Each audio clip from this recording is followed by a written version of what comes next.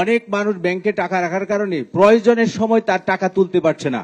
একজন গ্রাহক আমাকে বললেন যে তার 25 লক্ষ টাকা আছে ব্যাংকে, তার মেয়ের বিয়ে, সে টাকা তুলতে পারে না, ব্যাংক তাকে 50,000 টাকা সর্বোচ্চ দিতে চায়।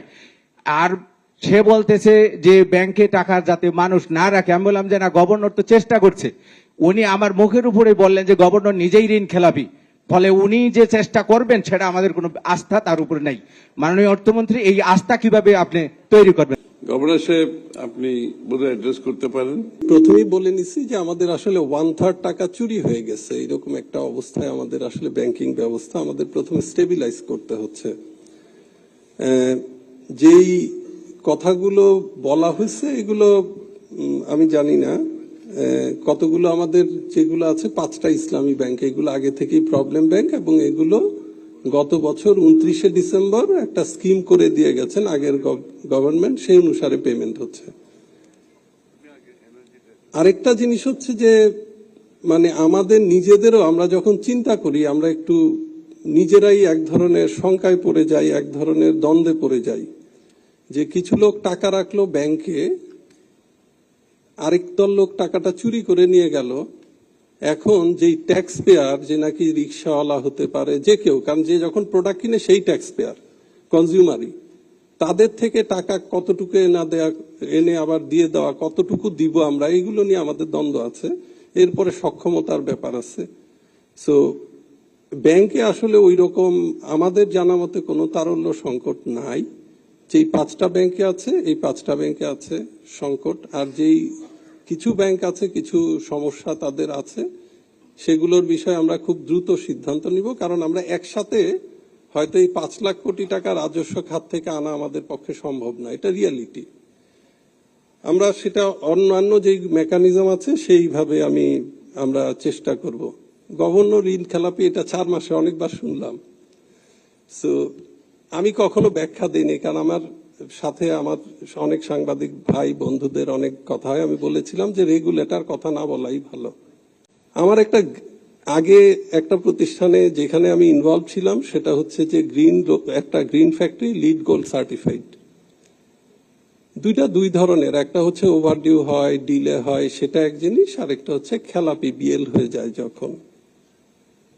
আজ পর্যন্ত সেই ফ্যাক্টরি একদিনের জন্য বন্ধ হয় নাই। আজ পর্যন্ত সেই ফ্যাক্টরি একদিনের জন্য এক্সপোর্ট বন্ধ হয় নাই। আজ পর্যন্ত সেই ফ্যাক্টরির 1 মাসের জন্য বেতন ডিলে হয় নাই। আজ পর্যন্ত সেই ফ্যাক্টরি ব্যাংকের কাছে 1 টাকা ঋণ মৌকুব চায় না। শুধুমাত্র যেটা হয়েছে, সেই ফ্যাক্টরিটার প্রথম স্যাংশন ছিল এফএসএসপি প্রজেক্টের আন্ডারে, যেখানে সুদের হার ছিল 4%। তো 150 কোটি টাকা ইনভেস্ট করার পরে ব্যাংক জানায় যে ওই ফান্ডটা শেষ হয়ে গেছে, আপনাদেরকে এখন 9 থেকে 11% সুদ দিতে হবে। সো স্বাভাবিকভাবে রিপেমেন্ট আগের প্রজেকশন অনুসারে হয় নাই, সেটা ডিলে হয়েছে, এবং সেখানে কোভিড ছিল, অন্যান্য প্রবলেম ছিল। তবে এইটা নিশ্চিত থাকেন যে আমরা কখনো 1 পয়সা 1 টাকা ঋণ মৌকুফ চাই নাই, ঋণ নেইও নাই, এবং সেই প্রতিষ্ঠানের মধ্যে 100 কোটি টাকার উপরে ব্যাংকে পরিশোধও করে দিচ্ছে। আমরা আসলে বলতে একটা মিথ্যা কথাকে সত্য অনেক সময় করে ফেলি। অন্যান্য যেটা আছে যে টাকা চুরি হয়ে গেছে, যেটা আমরা ডে 1 থেকে এটার ব্যাপারে খুব স্ট্রিক্টলি ফলো আপ করছি। আমাদের একটা stolen asset recovery task force আছে, এটা নিয়ে আমরা নিয়মিত বসছি। এবং খুবই নির্মম সত্য কথা হচ্ছে যে স্টোলেন অ্যাসেট রিকভারির এমনিতে সাকসেস রেট হচ্ছে খুবই কম।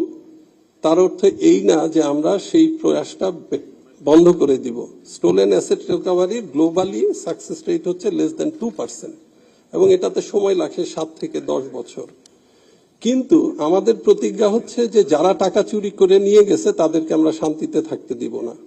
আমরা বিভিন্ন দেশে টাকা ফ্রিজ হচ্ছে, অনেক জায়গায় আমরা একটা না, অনেক মাল্টিল্যাটারাল এজেন্সির সাথে আমাদের এগ্রিমেন্ট করছি। আমাদের সাথে 10টা এজেন্সি কাজ করছে যারা স্টোলেন অ্যাসেট রিকভারি করে। ইতিমধ্যে বেশ অনেক দেশে আমাদের সম্পদ আমরা ফ্রিজ করে রেখেছি সেই দেশের সংস্থাগুলোর মাধ্যমে, এবং এই প্রচেষ্টার ব্যাপার আমাদের অব্যাহত শুধু নাই, এটাকে আমরা আরো স্ট্রেনথেন করছি। আমাদের একটা জয়েন্ট ইনভেস্টিগেশন টিম আছে, সেটা নিয়ে আমরা নিয়মিত বসছি। এবং ইতিমধ্যে আমাদের ছোট্ট একটা সাফল্য আছে, সেটা আমরা খুব সময় মতো হয়তো আরো ডিটেইল বলতে পারবো, যে যেখান থেকে আমরা কিছু ট্যাক্স রিকভারি করেছি, কিছু টাকা চলে আসছে। এই প্রচেষ্টাটা অব্যাহত আছে। তবে আপনাদেরকে গ্যারান্টি দিয়ে বলতে পারি, আমরা তাদেরকে চেস করতে থাকব, যেই দেশেই যাক, যেখানেই যাক, যে অবস্থায় যাক। এমনও হয়েছে যে এক দেশ থেকে, কারণ যারা টাকা চুরি করে এরা অনেক বেশি লেয়ারিং করে, এই দেশ থেকে ওই দেশে যায়, ওই দেশ থেকে ওই দেশে যায়, যেতে থাকে। হয়তো আজকে একটা জায়গায় আমরা ফ্রিজ করার জন্য রিকোয়েস্ট পাঠাচ্ছি, দেখছি যে তার আগেই ও অ্যাসেটটা ট্রান্সফার করে ফেলছে। বাট এই ব্যাপারে কোনো মাফ আমাদের নাই। তবে লিকুইডিটির ব্যাপারে আমার মনে হয় না ইনশাল্লাহ কোনো সমস্যা আছে। ব্যাংকে লোকজন ব্যাংকিং করতে পারে।